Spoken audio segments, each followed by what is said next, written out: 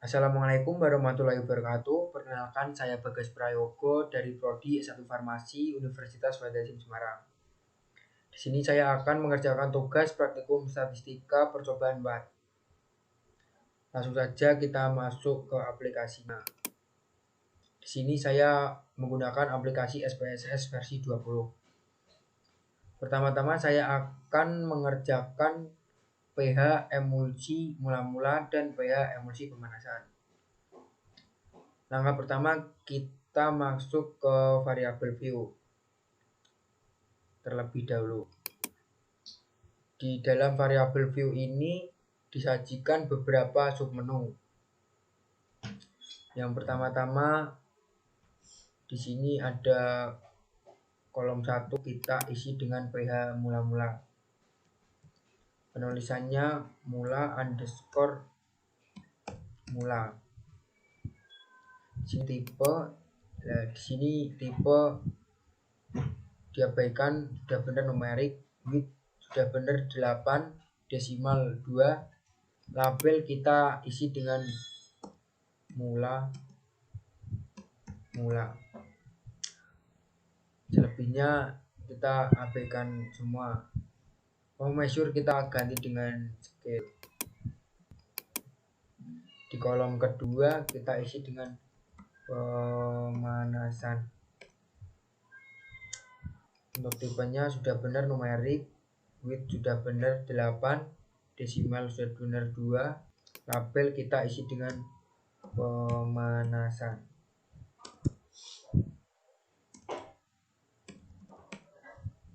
Kalau sudah benar, missing kolom break sudah benar, measure kita ubah menjadi scale. Oke, kalau di variabel view kita sudah selesai, kita lanjut ke data view. Untuk mempersingkat waktu, di sini saya sudah memasukkan datanya. Di sini kita akan mencari rata-rata pH mula-mula dan rata-rata pH pemanasan. Untuk mencari rata-rata pH mula-mula dan rata-rata pH pemanasan, kita klik analis, kemudian deskriptif statistik, kita pilih frekuensi. Di sini saya sudah pindahkan mula-mulanya ke sini. Kemudian kita klik statistik, kita centang yang tanda min. Kemudian kita klik continue. Terus kita oke. Ini adalah hasil dari rata-rata pH mula-mula. Dengan nilai tervalid 12, missingnya 0, MA-nya 4,5375. Kemudian kita cari rata-rata pH pemanasan. Untuk mencari rata-rata pH pemanasan, kita klik analis, kemudian deskriptif statistik, kemudian frekuensi. Di sini kita pindahkan terlebih dahulu. Kemudian pemanasannya kita pindahkan ke kanan. Kemudian kita klik statistik. Di sini sudah benar, mainnya dicintang sama, gak usah diotak-atik. Terus kita klik continue. Terus kemudian kita oke. Nah, ini adalah hasil rata-rata pH pemanasan. Nilai tervalidnya adalah 12, missingnya adalah 0, MA-nya adalah 3,9725. Kan hasil output yang diperoleh hasil rata-rata pH emulsi mula-mula sangat berpengaruh kepada hasil rata-rata pH emulsi pemanasan. Karena hasil rata-rata pH emulsi mula-mula sangat atau lebih banyak dibandingkan hasil rata-rata pH emulsi pemanasan. Oleh karena itu, maka ada perbedaan antara pH emulsi mula-mula dengan pH emulsi setelah dilakukan pemanasan. Dan untuk membuktikannya apakah benar ada perbedaan, maka akan dilanjutkan ke uji berikutnya, yaitu uji normalitas Shapiro-Wilk. Di uji Shapiro-Wilk ini, data yang digunakan tidak berbeda dari data yang tadi, cuman cara pengerjaannya aja yang berbeda. Cara pengerjaannya, langkah pertama kita klik analis,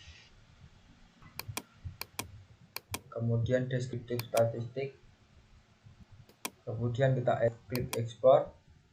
Ya di sini yang mula tadinya di sini dan pemanasan di sini kita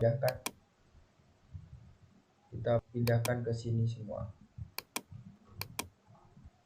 Kemudian kita klik plots. Yang mula-mula plots di sini kita pindah ke none, deskriptif kita kosongi, kemudian normality plots kita centang, kemudian kita continue. Di display yang tadinya bot kita pindah ke plots dan kita klik OK, yang hasilnya seperti ini. Ini adalah output yang dihasilkan dari uji Shapiro-Wilk dengan nilai signifikan pH mula-mula 0,182 dan nilai signifikan dari pH pemanasan adalah 0,006. Dari hasil output menggunakan metode Shapiro-Wilk diperoleh hasil pH mula-mula dengan signifikan 0,182 dan hasil pH setelah dilakukan pemanasan dengan nilai signifikan 0,006. Pada uji normalitas kali ini, cek yang digunakan yaitu pH setelah dilakukan pemanasan.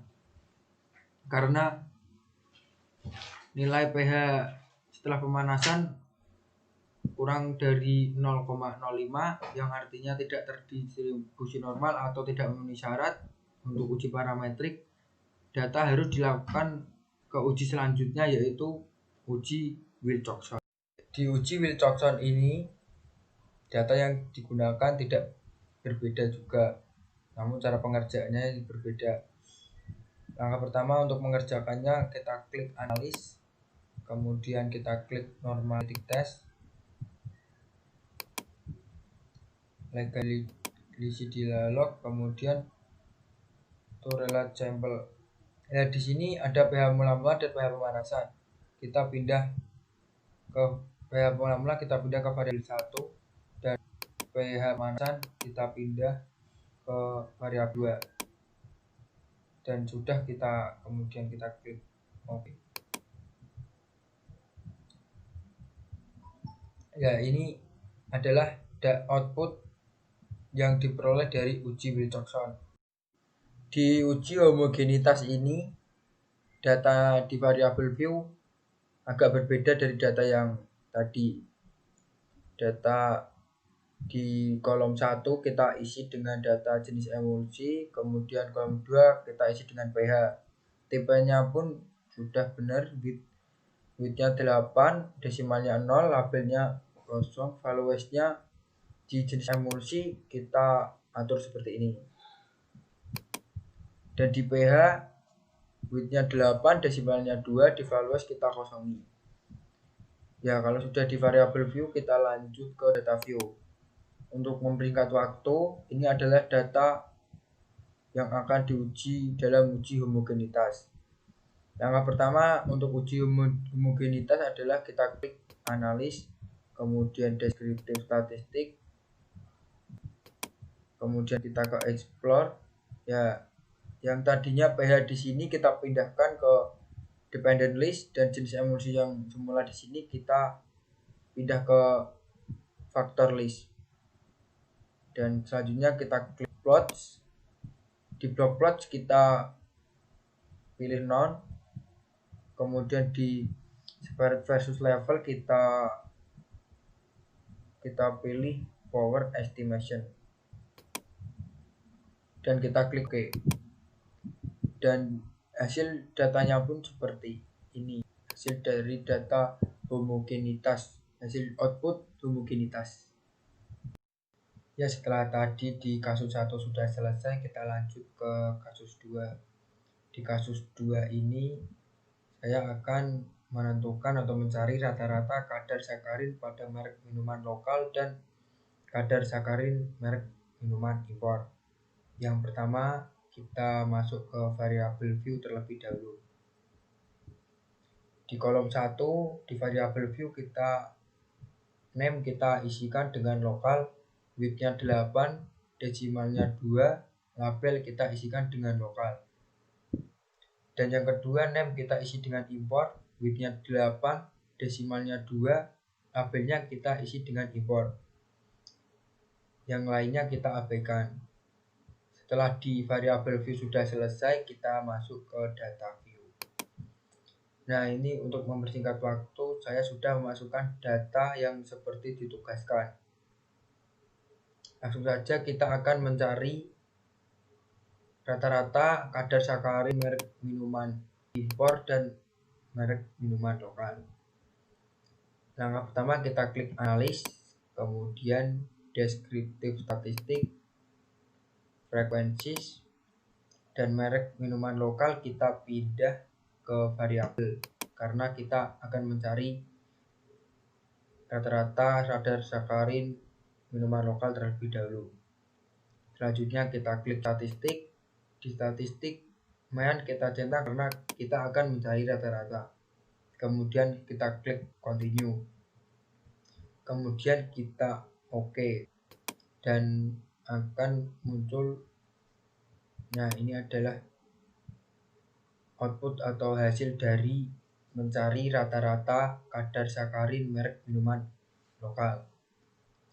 Terus yang kedua kita akan mencari rata-rata kadar sakarin merek minuman impor. Caranya masih sama seperti tadi, kita klik analis, kemudian deskriptif statistik, kemudian frekuensi. Kita akan mencari merek rata-rata kadar sakarin merek minuman impor. Impornya kita pindahkan ke sini. Kita klik statistik, kita klik man, dan kita klik continue. Kemudian kita OK. Dan ini adalah hasil rata-rata merek minuman impor. Berdasarkan uji rata-rata atau MEAN menghasilkan rata-rata sakarin minuman lokal yaitu 0,85870 dan rata-rata sakarin minuman impor 0,5095. Dengan demikian secara statistik deskriptif rata-rata kadar sakarin merek minuman impor lebih besar daripada kadar sakarin merek minuman lokal. Untuk membuktikan perbedaan akan dilakukan uji selanjutnya, yaitu uji normalitas distribusi dengan uji Shapiro. Di uji normalitas menggunakan metode Shapiro-Wilk ini, data yang digunakan sama seperti data yang tadi, namun cuma cara pengerjaannya aja yang beda. Langkah pertama, kita akan klik analis, kemudian kita klik deskriptif statistik, kita ke explore. Ya di sini kita pindahkan lokal dan impor ke dependent list. Kemudian kita klik statistiknya sudah benar, kita klik plot. Deskriptifnya kita hilangkan, normality plot kita centang, box plotnya kita pindahkan, kemudian kita klik continue. Displaynya kita ubah ke plots, kemudian kita klik OK.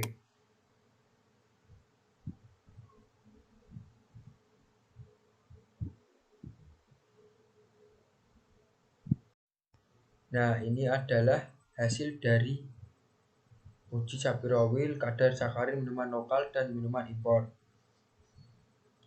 Dengan nilai lokal dengan nilai signifikasi 0,517 dan impor dengan nilai signifikasi 0,017. Jadi berdasarkan uji normalitas menggunakan metode Shapiro-Wilk diperoleh hasil kadar sakarin minuman lokal dengan nilai signifikasi 0,517 dan minuman impor 0,017. Pada uji normalitas kali ini, nilai sig yang digunakan hasil kadar sakarin minuman impor yaitu 0,017. Karena 0,017 kurang dari 0,05 yang artinya nilai tidak terdistribusi normal atau data tidak memenuhi syarat, maka akan dilakukan uji non parametrik yaitu dengan uji Mann-Whitney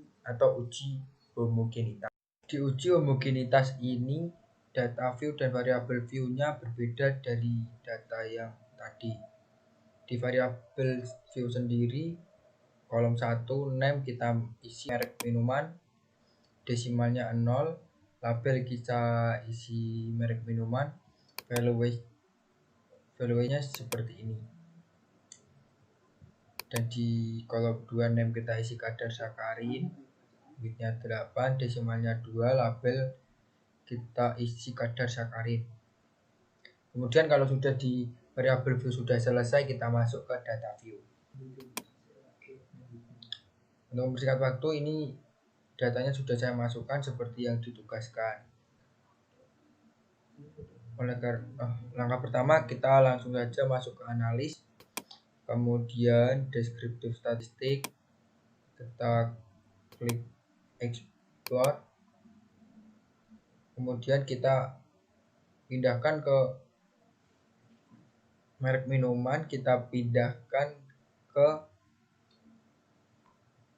faktor list, dan kadar sakarin kita pindahkan ke depend list. Kemudian kita klik kemudian deskriptif kita hilangin nanya, kemudian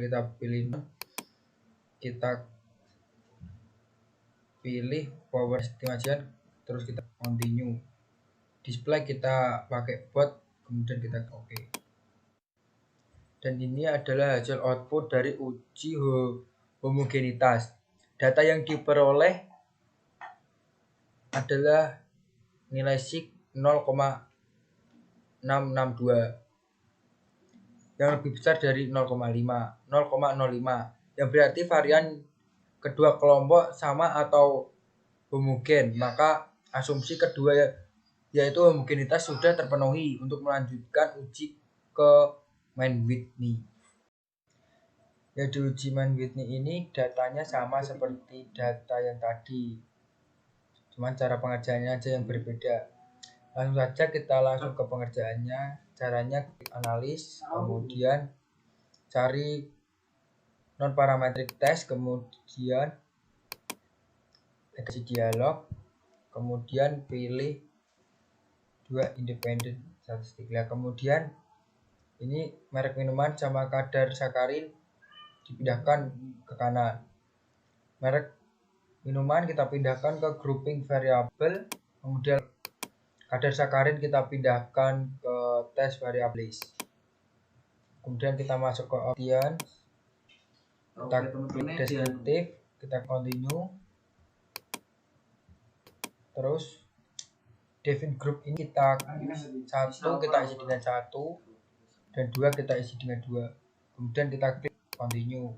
Terus kita nah, ini adalah hasil output dari uji Mann-Whitney. Berdasarkan output di atas, hasil assumed sig to tail yaitu 0,310 lebih besar dari 0,05, yang artinya tidak terdapat perbedaan bermakna antara kadar sakarin merek impor dengan kadar sakarin merek lokal. Ya, cukup sekian dari saya. Bila ada tutur kata yang kurang sopan atau yang salah, mohon maaf. Wassalamualaikum warahmatullahi wabarakatuh.